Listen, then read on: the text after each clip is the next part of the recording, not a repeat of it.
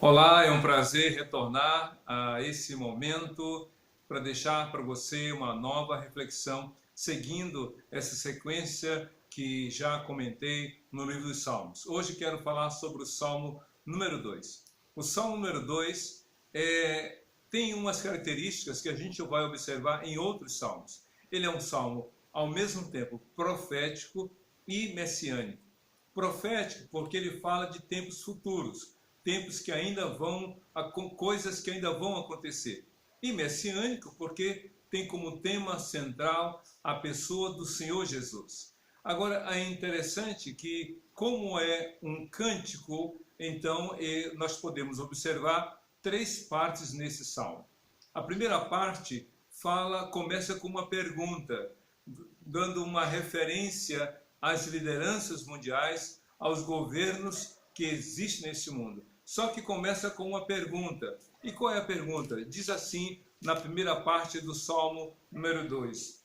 Por que se amotinam as nações e os povos tramam em vão?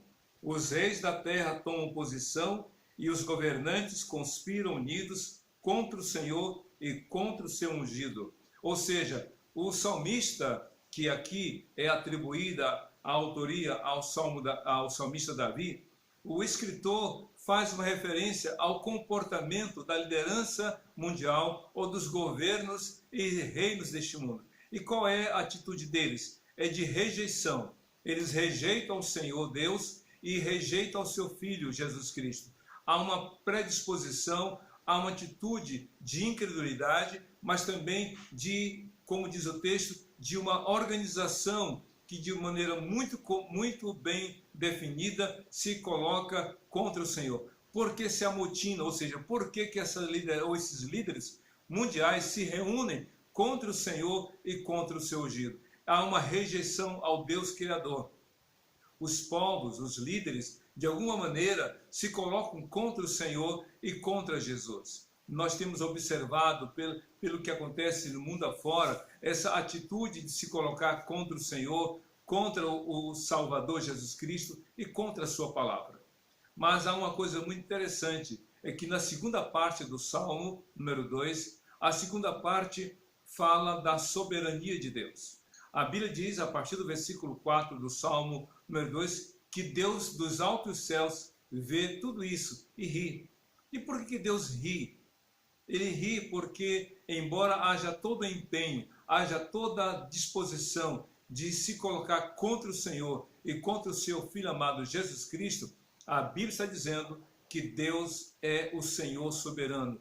Ele é o Criador dos céus e da terra e Ele tem o domínio sobre tudo e sobre todos. Deus está vendo tudo isso. Deus está olhando para as nações, vê como elas estão reagindo, como elas se dispõem contra o Senhor. Deus ri, sabe por quê? Porque na hora certa Ele vai agir, na hora certa Ele vai atuar. Pode ser que alguns estejam questionando, se Deus é tão assim soberano, por que Ele não age? Por que Ele não atua? Por que Ele não freia o sofrimento? Ou por que Ele não atua contra aqueles que se levantam contra Ele? Olha, meu querido, minha querida, Deus age na hora certa. Deus não se antecipa e nem se atrasa. Ele age na hora certa, no tempo devido. Ele há de agir e manifestar a sua soberana atuação sobre os céus e sobre a terra. É por isso que na parte final do Salmo número 2, o escritor Davi coloca o seguinte, ele diz algo muito interessante. Por isso, ó reis, sejam prudentes, aceitem a advertência, autoridades da terra. Adorem o Senhor com temor, exultem com tremor. Beijem o Filho, para que ele não se ire e vocês não sejam destruídos de repente.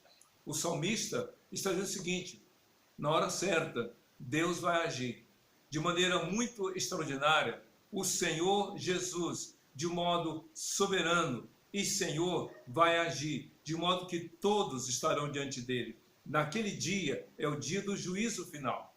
Naquele dia, todos nós, pequenos, grandes, homens e mulheres, poderosos e pessoas simples, todos nós estaremos diante do Senhor. Naquele dia, não haverá como mudar de atitude. Naquele dia, não haverá como mudar de posição. Por isso, antes que o Senhor Jesus venha pela segunda vez, você deve se arrepender dos seus pecados. Você deve deixar de lado a sua incredulidade. Você deve, de maneira respeitosa, de maneira reverente, adorar e glorificar o nome do Senhor. Porque a expressão beijai o filho é uma expressão que dá a ideia de honrar o Senhor.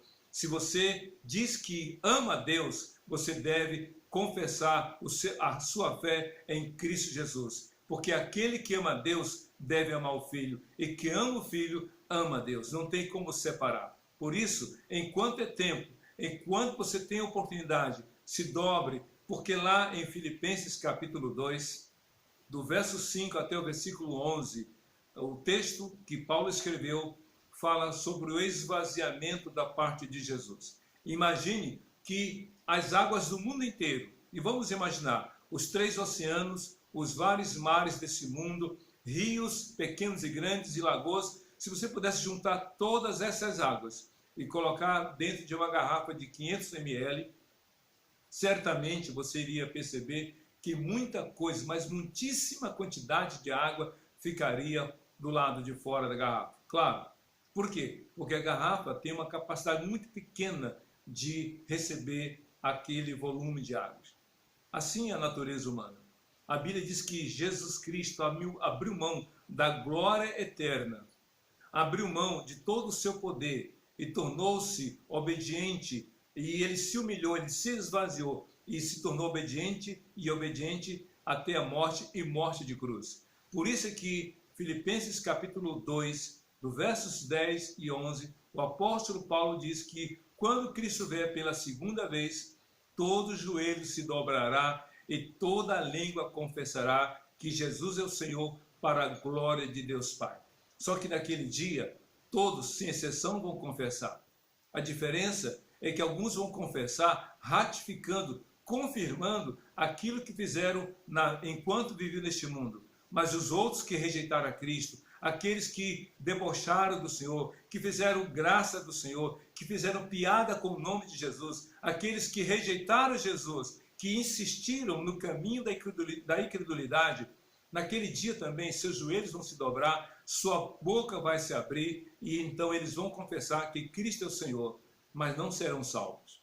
Por isso é que o Salmo número 2 é um salmo de advertência.